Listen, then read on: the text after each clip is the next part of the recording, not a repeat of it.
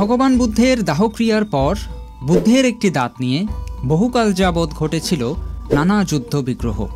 কী কারণে এই সংঘাতের সৃষ্টি হলো, কীভাবেই বা এত সংঘাতের পরেও এই দাঁতটি শেষ পর্যন্ত সুরক্ষিত থেকে যায়, বর্তমানে কোথায়ই বা আছে বুদ্ধের মূল্যবান এই দন্তধাতুটি, এই সবগুলো প্রশ্নের উত্তর জানব বুদ্ধের দেহধাতু সিরিজের এই পঞ্চম পর্বে। এই সিরিজের প্রথম পর্বে আমরা জেনেছি বুদ্ধের মহাপরিনির্বাণের পর কুশিনারার মল্লরা যখন বুদ্ধের দাহক্রিয়া করার চেষ্টা করেছিলেন, তাদের সকল চেষ্টা ব্যর্থ হয়। অতঃপর মহাকাশ্যপস্তবীর তার 500 ভিক্ষু সঙ্গ নিয়ে দাহক্রিয়ার স্থানে এসে উপস্থিত হন। এর পরেই বুদ্ধ নির্দেশিত উপায়ে অন্তিম কার্যাদি সম্পন্ন করা শুরু হয়। মহাকাশ্যপস্তবীর 500 ভিক্ষু সঙ্গ নিয়ে বুদ্ধকে বন্ধনা করার পরেই বুদ্ধের চিতায় নিচ থেকেই আগুন ধরে যায়। এই আগুনের তীব্রতা এত বেশি ছিল যে সেটি খুব দ্রুত বুদ্ধের দেহকে ভস্মীভূত করে দেয়। অতঃপর আগুন যখন নিভে যায়, সেখান থেকে বুদ্ধের শরীরের 7টি বড় অংশ পাওয়া যায়। এই 7টি অংশ বাদে বাকি অংশগুলো ছোট ছোট টুকরোয় বিভক্ত হয়ে যায়। এখন প্রশ্ন হচ্ছে, কোন 7টি বৃহৎ অংশ পাওয়া গিয়েছিল? প্রথম অংশটি ছিল ফ্রন্টাল বোন। মানুষের স্কাল অথবা মাথার খুলির সামনের যেই অংশটিকে সবুজ রঙে আবৃত করা হয়েছে, এটাকে বলা হয় ফ্রন্টাল বোন। এর পরের অংশটি ছিল কলার বোন। একজন মানুষের কাঁধের দুই পাশে যেই দুইটি বড় হাড় পাশাপাশি সমান্তরালে অবস্থান করে, এগুলোকে বলা হয় কলার বোন। পরবর্তী অংশগুলো ছিল 4টি ক্যানাইন টিথ। মানুষের মুখের চারপাশে যেই 4টি লম্বা এবং তীক্ষ্ণ দাঁত থাকে, তাদেরকে বলা হয় ক্যানাইন টিথ। সুতরাং একটি ফ্রন্টাল বোন, 2টা কলার বোন এবং 4টি দাঁত মিলিয়ে সর্বমোট 7টি বড় অস্থি বুদ্ধের দাহক্রিয়ার স্থান থেকে পাওয়া যায়। আমরা প্রথম পর্বে দেখিয়েছিলাম যে বুদ্ধের দাহক্রিয়ার পর বুদ্ধের অস্থি নিয়ে একটি বিবাদের সৃষ্টি হয়েছিল, কারণ বিভিন্ন প্রদেশের রাজারা এই অস্থি পাওয়ার আকাঙ্ক্ষা পোষণ করেছিলেন। অবশেষে দ্রোণ নামের একজন ব্রাহ্মণ এই বিবাদ থামাতে বুদ্ধের অস্থিকে 8 ভাগে ভাগ করে 8 প্রদেশের রাজাদের মধ্যে তিনি ভাগ করে দেন। এ বিষয়ে বিস্তারিত জানতে অবশ্যই প্রথম পর্বটি দেখে আসবেন, যারা যারা এখনও পর্যন্ত দেখেননি। কিন্তু দন্তবংশ গ্রন্থের বর্ণনা অনুযায়ী আমরা দেখতে পাই, বুদ্ধের দাহক্রিয়ার পর বিভিন্ন প্রদেশের রাজারা সেই স্থানটিতে উপস্থিত হওয়ার আগে সেখানে বুদ্ধের অন্যান্য শিষ্যমণ্ডলীর সাথে উপস্থিত ছিলেন সারাভু নামের একজন ভিক্ষু, যিনি মূলত সারিপুত্র স্থবিরের একজন শিষ্য ছিলেন। এছাড়া বুদ্ধের অন্যতম শিষ্যা অর্হত্তলাভী ক্ষেমা সেই স্থানটিতে উপস্থিত ছিলেন। বুদ্ধের শরীরের যেই 7টি অংশ বেঁচে যায়, সেখান থেকে সারিপুত্র স্থবিরের শিষ্য সারাভু বুদ্ধের কলার বোন বা কাঁধের একটি হাড় সংগ্রহ করেন এবং সেই হাড়টি শ্রীলঙ্কার মাহিয়াঙ্গানা নামক একটি স্থানে নিয়ে গিয়ে সেখানে কাঞ্চুকা নামের একটি স্তূপ নির্মাণ করেন। জানিয়ে রাখা ভালো যে ভগবান বুদ্ধের বুদ্ধত্ব লাভের 9 মাস পর বুদ্ধ সর্বপ্রথম শ্রীলঙ্কার যে স্থানটিতে আগমন করেছিলেন, সেটিই হচ্ছে এই মাহিয়াঙ্গানা। সে সময় যক্ষ এবং নাগদের মধ্যে একটি সংঘাতের সৃষ্টি হয়। বুদ্ধ সেই যক্ষদেরকে পরাজিত করে সেই নাগরাজ্য উদ্ধার করেন। এরপর সুমনা নামের একজন দেবতা বুদ্ধের কাছ থেকে একটি চুল পাওয়ার প্রার্থনা করেন। দেবতা সুমনা সেই চুল নিয়ে মাহিয়াঙ্গানায় একটি চৈত্য নির্মাণ করেন, সেই একই জায়গাতে যেখানে পরবর্তীতে সারিপুত্র স্থবিরের শিষ্য সারাভু বুদ্ধের কাঁধের হাড় নিয়ে স্তূপ নির্মাণ করেছিলেন। ভগবান বুদ্ধ শ্রীলঙ্কায় ভ্রমণ করেন সর্বমোট 3 বার। প্রথমবার ভ্রমণ করেন বুদ্ধত্ব লাভের 9 মাস পর মাহিয়াঙ্গানাতে, যেটা আমরা একটু আগেই বর্ণনা করেছি।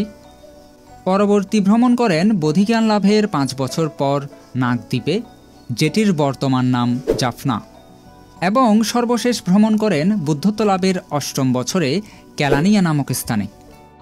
ভগবান বুদ্ধের এই 3 বার ভ্রমণে তিনি শ্রীলঙ্কার 16টি স্থানে পা রাখেন। এই 16টি স্থানকে একসাথে সোলোস মাস্তানা বলা হয়। প্রথম স্থানটি ছিল মাহিয়াঙ্গানাম, যেটা আমরা একটু আগেই বর্ণনা করেছি, যেখানে বুদ্ধ তার চুলধাতু প্রদান করেছিলেন। দ্বিতীয় স্থানটি ছিল নাগাদ্বীপা, যেটির বর্তমান নাম জাফনা। চুলোধারা এবং মাহধারা নামের 2 জন নাগরাজের মধ্যে সৃষ্ট বিতর্ক বুদ্ধ এই স্থানটিতেই নিবৃত্ত করেছিলেন। তৃতীয় স্থানটি ছিল কেলানিয়া শহর, যেখানে ভগবান বুদ্ধ তৃতীয়বার ভ্রমণে এসেছিলেন এবং নাগরাজ মানিয়াক্ষিকাকে তিনি ধর্মদেশনা প্রদান করেছিলেন। চতুর্থ স্থানটি ছিল শ্রীপাদ নামের একটি পর্বত, যেখানে রাজা বিজয়বাহু একটি বিশ্রামাগার নির্মাণ করেছিলেন। পঞ্চম স্থানটি ছিল দিভা গুহাবা। এটি মূলত একটি গুহা। শ্রীপাদ পর্বত থেকে নেমে বুদ্ধ এই স্থানটিতে গিয়েছিলেন। ষষ্ঠ স্থান হচ্ছে দীঘাওয়াপি নামক একটি স্থান। এখানে বুদ্ধ অর্হতদের সাথে নিয়ে ভাবনা করেছিলেন। সপ্তম স্থান হচ্ছে মুতিয়াঙ্গানা, যেটি নির্মাণ করেছিলেন রাজা দেবনামপ্রিয় তিস্য।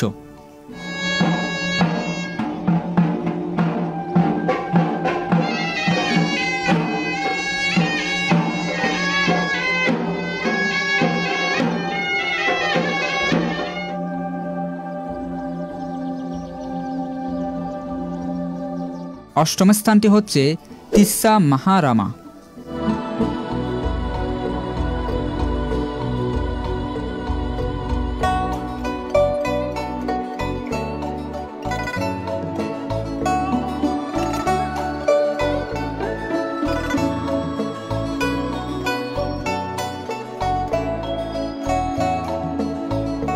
নবম স্থান হচ্ছে জায়াশ্রী মহাবোধি, যেটি অনুরাধাপুরে অবস্থিত। সম্রাট অশোক বুদ্ধগয়ার বোধিবৃক্ষের একটি শাখা এখানে পাঠিয়েছিলেন, যেটি রাজা তিস্য স্থাপন করেছিলেন।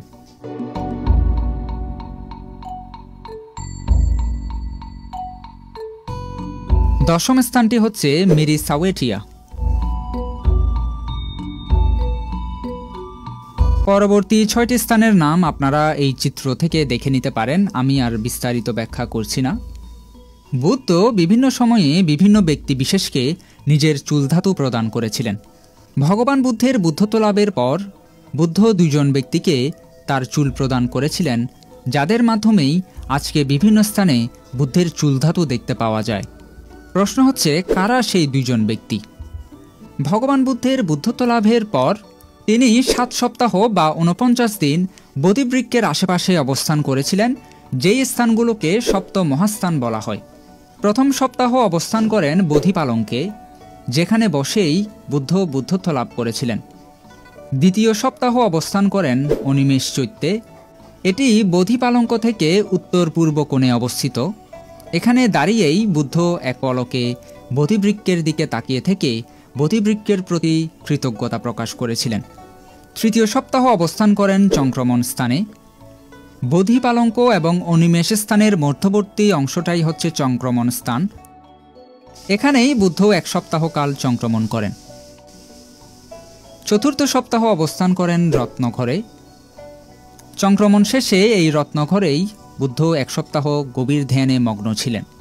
বলা হয় যে এখানে অবস্থানকালীন সময়ে বুদ্ধের শরীর থেকে 6 রঙের দেহজ্যোতি উদ্ভূত হয়, যে 6 রঙের সমন্বয়েই আমাদের বৌদ্ধ পতাকা নির্মিত হয়েছে। এই 6টি রঙের প্রথমটি ছিল নীল, যেটি বুদ্ধের মস্তক হতে আলোড়িত হয়েছিল। এই নীল হল বুদ্ধের মৈত্রী, করুণা এবং শান্তির প্রতীক, অর্থাৎ নীল সাগর এবং নীল আকাশের মতোই বিশালতা বুদ্ধের এই মৈত্রী এবং করুণার। দ্বিতীয় রঙটি ছিল হলুদ, যা বুদ্ধের শরীরের চারপাশে আবৃত থাকত। হলুদ রং হল অরূপের অনুপস্থিতি বা মধ্যম পথ।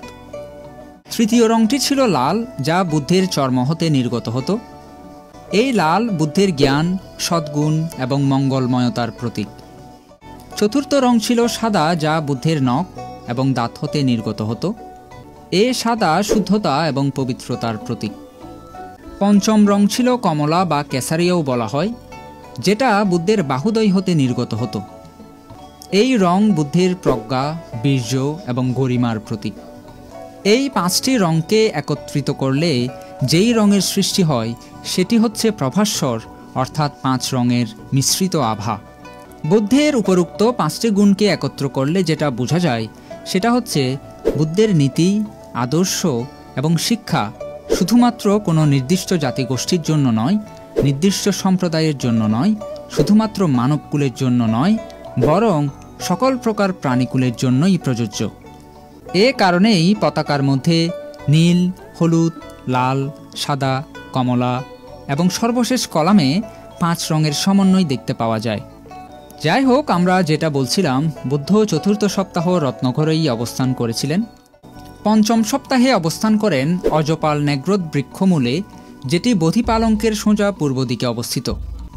এখানে বুদ্ধ 1 সপ্তাহ ধ্যানে নিমগ্ন ছিলেন। ষষ্ঠ সপ্তাহ অবস্থান করেন মুচলিন্দ মূলে, এটি বোধিপালঙ্কের দক্ষিণ পূর্বে অবস্থিত। এখানে ধ্যান করার সময় যখন প্রচুর বৃষ্টি এবং বজ্রপাত সৃষ্টি হয়, তখন মুচলিন্দ নামের একজন নাগরাজ বুদ্ধের মাথার উপর বিশাল ফণা তুলে বুদ্ধকে বৃষ্টির হাত থেকে রক্ষা করেছিলেন। সর্বশেষ সপ্তম সপ্তাহ অবস্থান করেছিলেন রাজায়তন বৃক্ষমূলে, যেটি মুচলিন্দের উত্তর পাশে অবস্থিত। এখানে বুদ্ধ তার শেষ সপ্তাহ অতিবাহিত করেছিলেন। যেই প্রশ্নটির কারণে এত কিছু বলা, সেটি হচ্ছে বুদ্ধ কাদেরকে নিজের চুল প্রদান করেছিলেন। এই রাজায়তন বৃক্ষমূলে বুদ্ধের সর্বশেষ সপ্তাহ যাপন যখন সমাপ্ত হয়, সে সময় সেই পথ দিয়ে যাচ্ছিলেন তপস্যু এবং ভল্লিক নামের 2 জন বণিক, যারা বিভিন্ন প্রদেশে ব্যবসা বাণিজ্য করত। তারা বুদ্ধকে ধ্যানরত অবস্থায় দেখে শ্রদ্ধাবশত বুদ্ধকে খাবার দান করেন। বুদ্ধের ধর্ম দেশনা শুনে তারা এতটাই প্রীত হন যে তারা বুদ্ধের কাছ থেকে কিছু উপাদান প্রার্থনা করেন, যাতে তারা বুদ্ধকে নিয়মিত পূজা করতে পারেন। তো তখন বুদ্ধ তাদেরকে 8টি চুল প্রদান করেছিলেন। এই তপস্যু এবং ভল্লিক তাদের যাত্রাকালে তৎকালীন রেঙ্গুন, যেটা বর্তমান মায়ানমার, সেখানে একটি চুল দিয়ে তারা একটি চৈত্য স্থাপন করেন, যেটি বর্তমানে মায়ানমারের সুয়েডাগং প্যাগোডায় সংরক্ষিত আছে। এরপর তারা তাদের যাত্রাপথে শ্রীলঙ্কায়ও বেশ কিছু চৈত্য নির্মাণ করেন। বর্তমানে শ্রীলঙ্কার বেশ কিছু স্থানে বুদ্ধের চুলধাতু আছে বলে জানা যায়। শ্রীলঙ্কার বাদুল্লা শহরে অবস্থিত মুতিয়াঙ্গানা বিহার, মাদাম্পিতে অবস্থিত সেনানায়াকা স্তূপে, কলম্বোতে অবস্থিত গাঙ্গারামা টেম্পল এবং মাহিয়াঙ্গানা টেম্পলে বুদ্ধের চুলধাতু আছে বলে জানা যায়। এছাড়াও সারিপুত্র স্থবিরের শিষ্য সারাভু বুদ্ধের যেই কলার বোন বা কাঁধের হার নিয়ে এসেছিলেন, সেটি বর্তমানে শ্রীলঙ্কার থুপারামাইয়া টেম্পলে আছে বলে জানা যায়। যাই হোক, এটা ছিল মূলত বুদ্ধের চুলধাতু এবং কাঁধের হার সংগ্রহের ইতিহাস। কিন্তু আমাদের এই পর্বের মূল উদ্দেশ্য ছিল বুদ্ধের দন্তধাতু নিয়ে, যেটি নিয়ে পরবর্তীতে এত সংঘাত সংঘর্ষের সৃষ্টি হয়। এই ভিডিওর শুরুতেই আমরা বলেছিলাম যে বুদ্ধের দাহক্রিয়ার পর একটি দাঁত ক্ষমা সংগ্রহ করেন, কিন্তু ক্ষমা সেই দাঁত নিয়ে গিয়ে প্রদান করেন কলিঙ্গের রাজা ব্রহ্মদত্তকে চৈত্য নির্মাণ করে পূজা করার জন্য। এরপরেই এই দাঁত নিয়ে শুরু হয় নানা সংঘাত সংঘর্ষ, যেটা চলমান থাকে বহু বর্ষ যাবৎ। কি হয়েছিল এই দাঁত নিয়ে? কেনই বা এত যুদ্ধ বিগ্রহ সৃষ্টি হলো? কিভাবেই বা শেষ পর্যন্ত বিলুপ্তির হাত থেকে রক্ষা পেল এই দাঁত? অসাধারণ এই ইতিহাসের বিস্তারিত জানতে পারব বুদ্ধের দেহধাতু সিরিজের 6ষ্ঠ পর্বে। যারা যারা এতক্ষণ এই পর্বটি দেখেছেন, সবাইকে আন্তরিক ধন্যবাদ জানিয়ে 5ম পর্বটি এখানেই সমাপ্ত করছি।